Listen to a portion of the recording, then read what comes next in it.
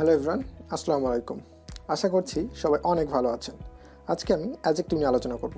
Adjective আসলে খুবই ছোট এবং সহজ একটি আইটেম। সো নেক্সট কয়েক মিনিট যদি একটু ধৈর্য এবং মনোযোগ সহকারে দেখতে পারেন, ইনশাল্লাহ অ্যাডজেক্টিভ নিয়ে আপনার আর কোনো কনফিউশন থাকবে না, সহজেই অ্যাডজেক্টিভ বুঝে যেতে পারবেন। অ্যাডজেক্টিভের সংখ্যা হিসেবে বলা যেতে পারে যে ওয়ার্ড কোনো নাউন বা প্রোনাউনের, মানে একটা ওয়ার্ড সে কী করবে, নাউন বা প্রোনাউনের দোষ, গুণ, অবস্থা, সংখ্যা, বৈশিষ্ট্য, পরিমাণ বা সংখ্যা প্রকাশ করবে, তাকে অ্যাডজেক্টিভ বলে। যেমন he is a good boy, সে হলো একজন ভালো ছেলে। আমরা যদি একটু গুড ওয়ার্ডটার দিকে তাকাই, এটি একটি ওয়ার্ড, এই ওয়ার্ডটা একটি নাউনের গুণ প্রকাশ করছে, এই জন্য গুড ওয়ার্ডটিকে আমরা অ্যাডজেক্টিভ বলতে পারি।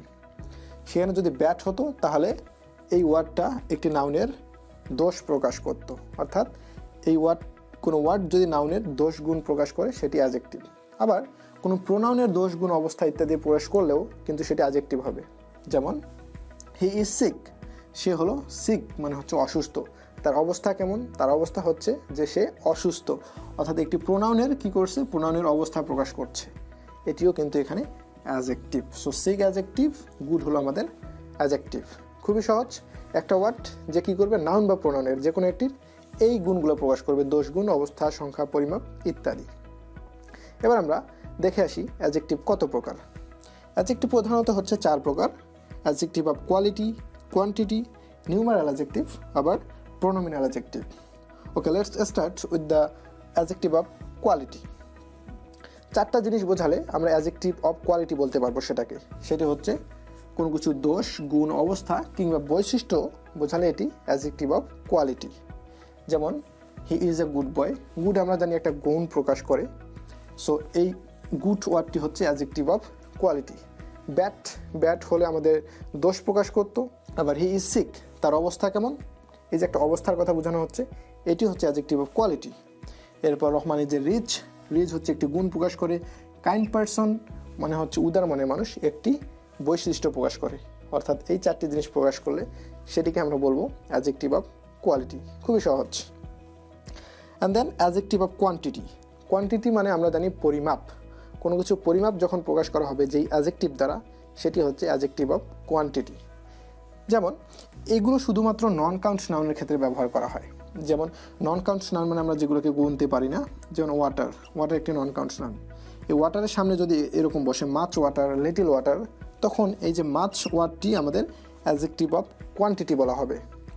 আবার লিটিল ওয়ার্ডটিকে অ্যাডজেক্টিভ অফ কোয়ান্টিটি বলা হবে। যেমন I need much water, I need little water, I need enough water, I need some water, give me all the water.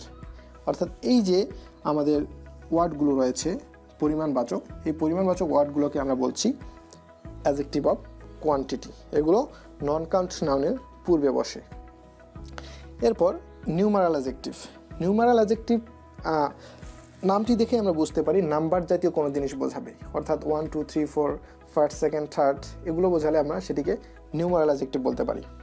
যেমন আই হ্যাভ 2 পেন্স, আমার 2টি কলম আছে, এই যে 2 এটি হচ্ছে নিউমারাল, নাম্বার জাতীয় বোঝালেই সেটি নিউমারাল অ্যাডজেক্টিভ। এরপর প্রোনোমিনাল অ্যাডজেক্টিভ।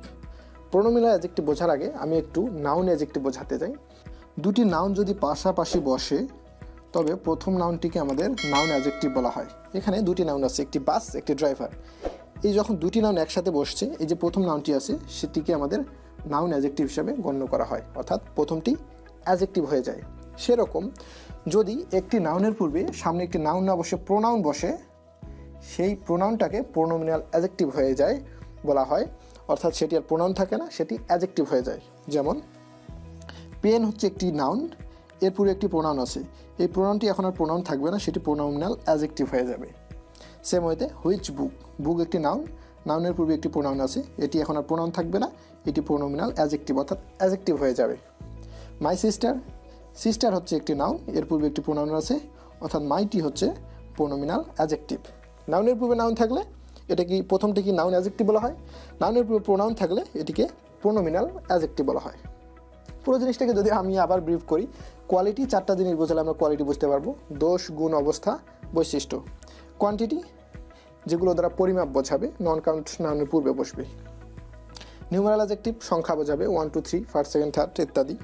প্রোনোমিনাল কোনো নাউনের পূর্বে যদি প্রোনাউন থাকে সেই প্রোনাউনটা আর প্রোনাউন থাকবে না, সেটাকে প্রোনোমিনাল অ্যাডজেক্টিভ বলা চলে। সো এটি ছিল মোটামুটি অ্যাডজেক্টিভ নিয়ে আলোচনা। আশা করছি আপনারা সকলেই বুঝতে পেরেছেন। পরবর্তী ভিডিওতে আবার দেখা হবে। নেক্সট ভিডিওতে ইনশাল্লাহ আমি ভার্ব নিয়ে আলোচনা করব। So thank you for watching the video. আসসালামু আলাইকুম।